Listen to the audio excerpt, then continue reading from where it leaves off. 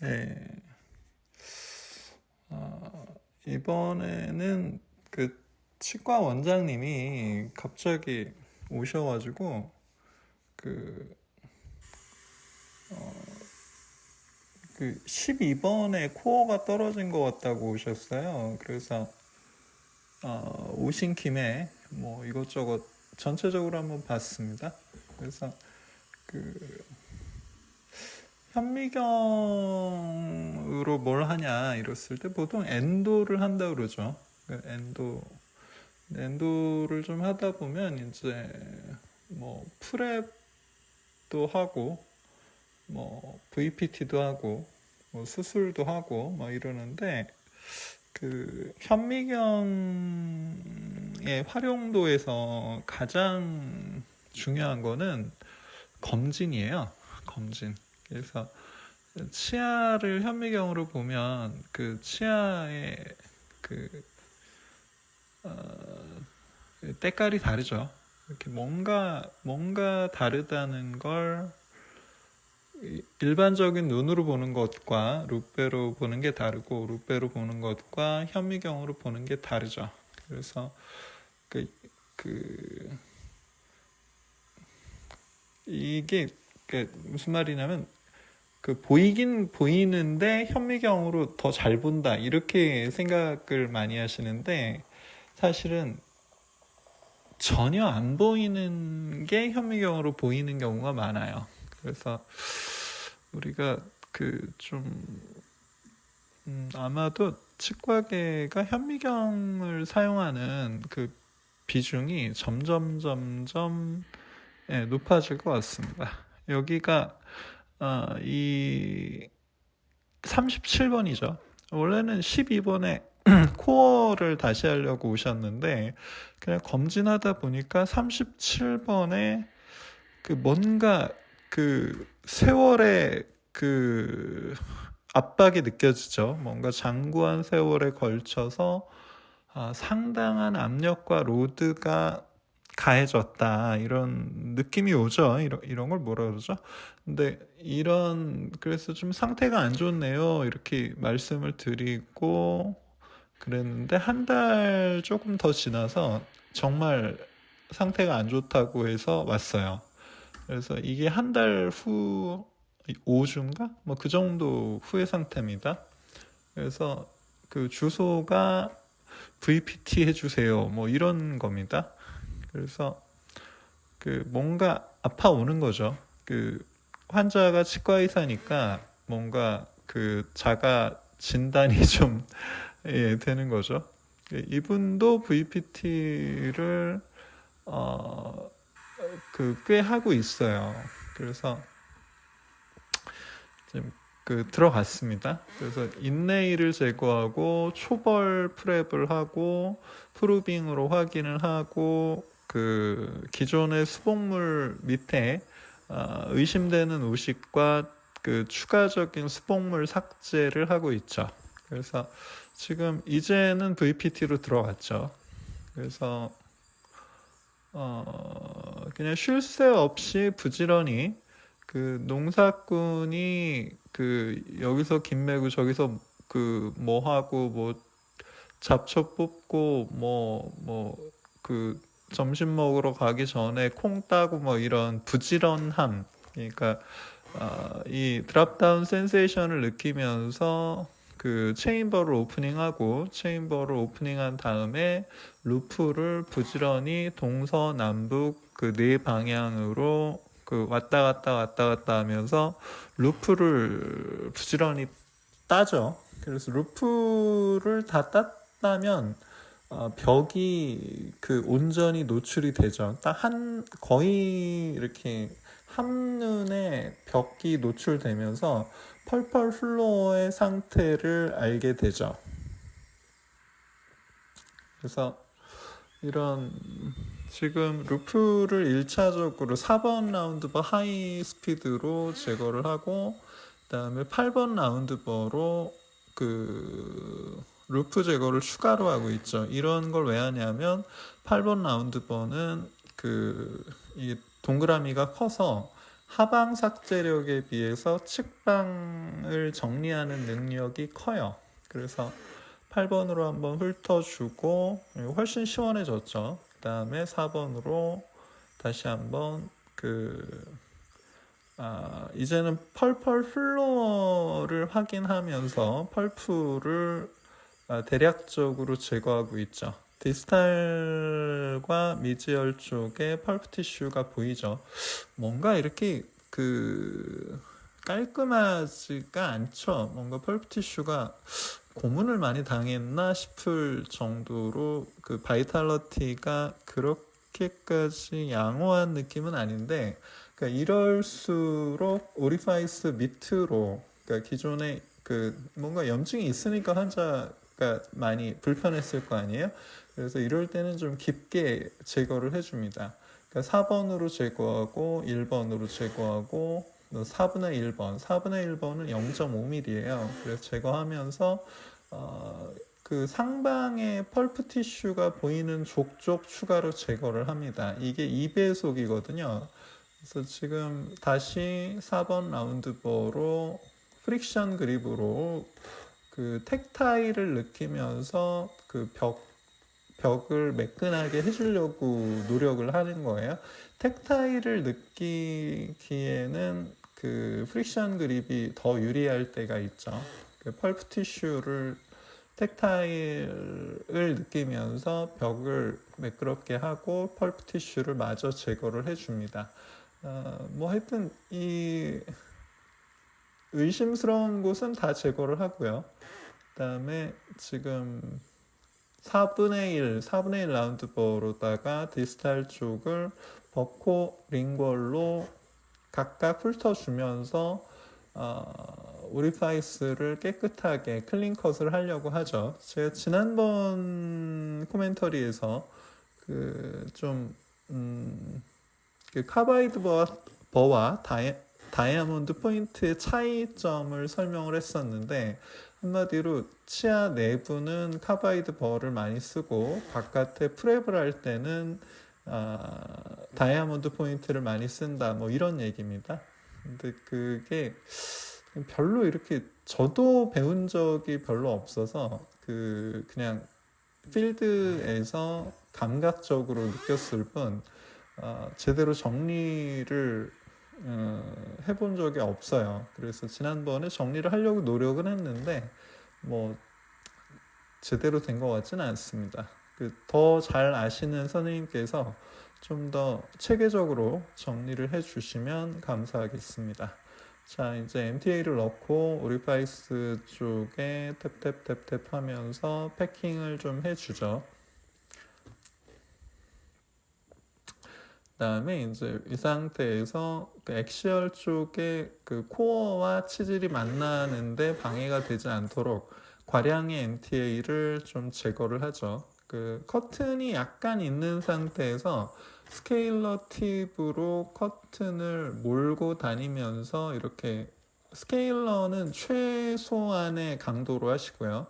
그래서 이 정도로 하고 추가로 제거할 거 있으면 조금 더 제거해 주고요.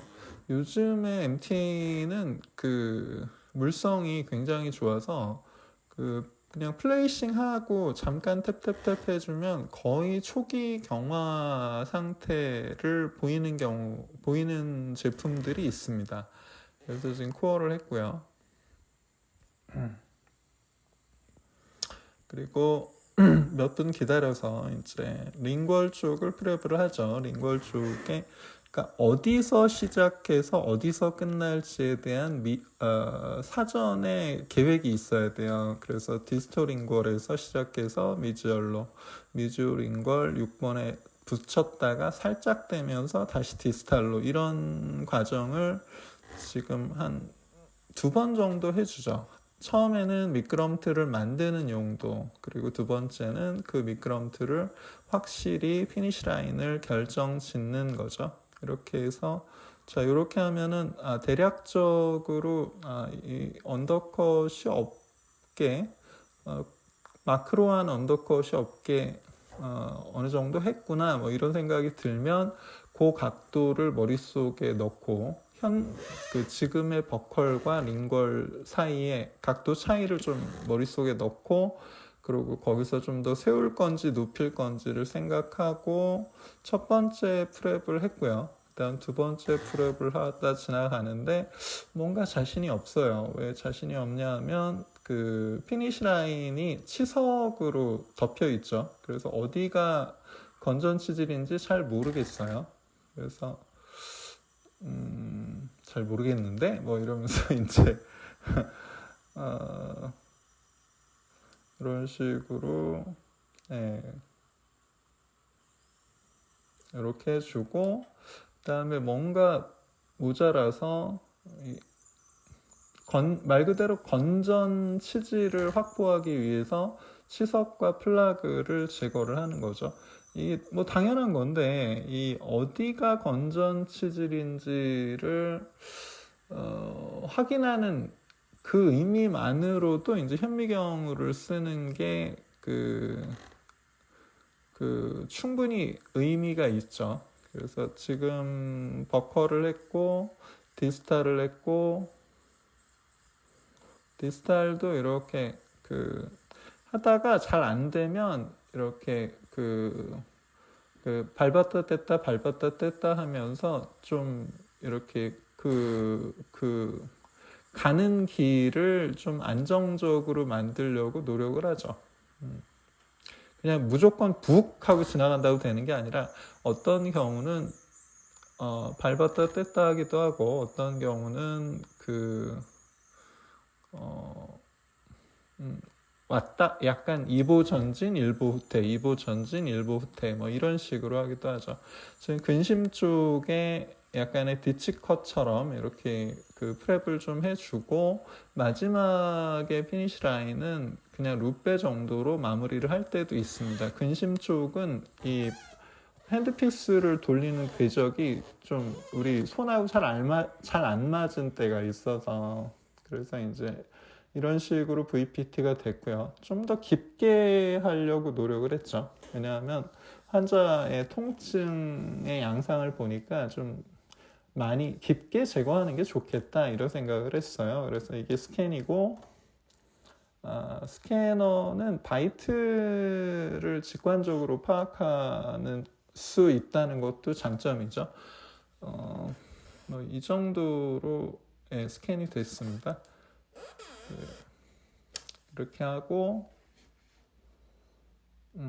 기곡물 나온 거는 엑소캐드, 이거는 트리오스로 스캔했지만 엑소캐드로 작업을 했다고 그래요. 그래서 이렇게 상태를 이렇게 대략적으로 그냥 파악을 하려고 이런 파일을 매번 요청을 합니다. 그래서 이런 식으로 엄밀하게 얘기하면 프랩이 뭐 더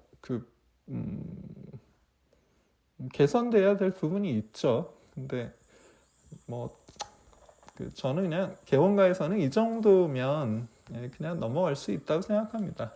이 환자분이 개원의이기도 하고, 그래서 지금 이거는 왜 다시 반복을 했냐면 좀 더 넓은 범위를 보기 위해서죠. 그러니까 미러로 이렇게 링월 쪽에 리트랙션을 하면서 공간을 만들고, 그 미러를 잡은 손에 한쪽 손가락을 핸드피스 옆구리를 버컬 쪽으로 잡아주죠.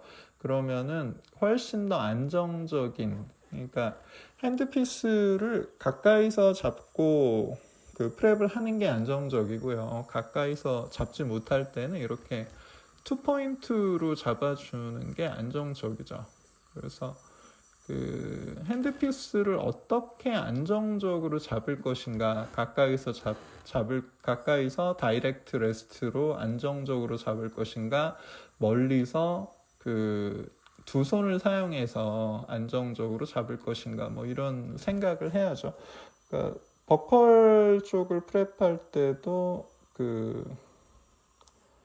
이런 식으로 왼손가락으로 핸드피스를 옆에서 조금 잡아주죠. 이렇게 리트랙션은 버컬 칙을 리트랙션 하면서 한 손가락은 핸드피스를 잡는 데 쓰는 거죠. 이 어떻게 보면 되게 중요한 요령인데 잘 모르시는 분들도 있더라고요. 그러니까 이 크라운 프랩을 할 때는 이 우리가 만든 버의 궤적, 핸드피스의 움직임에 의한 버의 궤적이 그 평균 값으로 치아에 새겨지는 게 아니죠. 그 평균 값이 아니죠. 그러니까 우리가 많이 돌렸다고 프랩이 잘 되는 게 아니죠. 마지막 파이널 터치에 의해서 되는 거거든요. 그러니까 근관 치료도 막 이렇게 화려하게 뭘 했다고 되는 게 아니라 그 적절한 수준에서 딱 그 키스 앤 세이 굿바이를 잘 하는 것도 요령이죠. 근심 쪽에 이런 식으로 디치컷을 해놓고 그 스케일러로 인접치를 깨끗하게 하면서 또 플라그까지 스캔되면 좀 곤란하잖아요. 그래서 이렇게 하고 요 나머지 립은 에나멜 립은 룻베 상태에서 버코 링걸에 프랩을 연결하는 한 간단한 동작으로 이 피니시 라인을 완성해 줄 수가 있죠. 그래서 이 피니시 라인을 완성한 후의 상태고요. 그래서 이 교환면 클리어런스가 부족할 때는 이제 대합치를 손댈 때도 꽤 있고요. 이 경우도 약간 미세한 걸림이 있어서 이 대합치 그러지 않아도 좀 손을 대고 싶었는데 잘 됐다 싶어서 좀 조정을 하고 끝낸 겁니다. 자, 치과 원장님이 본인의 진료 시간이 끝나고 저도 이제 진료가 끝나고 그날 약간 응급처럼 오셔서 치료받은 거라 이 모든 과정이 저 혼자서 할 수밖에 없었어요. 그래서 본의 아니게 1인 치과 프랙티스를 한 건데 사실 요즘 대부분의 진료가 거의 1인 치과에 준해서 진행이 되고 있죠. 그래서 이 1인 치과로서 이거를 그냥 엔도를 했다고 생각하면 이거를 예를 들어 2번에 코어를 하러 왔는데 37번에 그 문제를 파악하지 못했다면 그것도 직무유기가 될 거고요. 그리고 37번에 이 아파서 왔는데 이거를 요즘 VPT를 로 마무리할 수 있는 거를 엔도를 한다면 그것도 환자도 힘들고 치과 원장님도 힘들겠죠. 그래서 좀 신속하게 속전속결로 좋은 결과를 낼 수 있다면 그걸 안 할 이유가 없죠. 그래서 VPT를 열심히 했고요. 근데 이 치료받고 나서 이 환자로 오신 원장님이 말씀을 하시는데 이렇게 오리파이스 쪽으로 깊숙이 들어갈 때는 정말 새끈새끈했다고 그러더라고요. 그래서 되게 현장감 있는 생생한 반응을 리뷰 받을 수 있어서 굉장히 좋은 의미 있는 경험이었습니다. 그래서 이런 식으로 하고 한 일주일 정도 며칠 있다가 이제 증상을 체크해서 확인한 다음에 한 일주일 정도 후에 세팅을 해드렸던 것 같아요.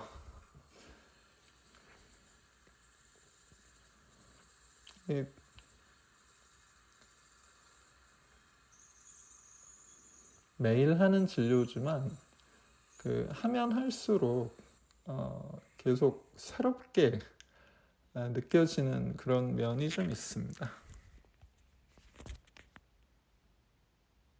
자, 오늘은 여기까지 하겠습니다.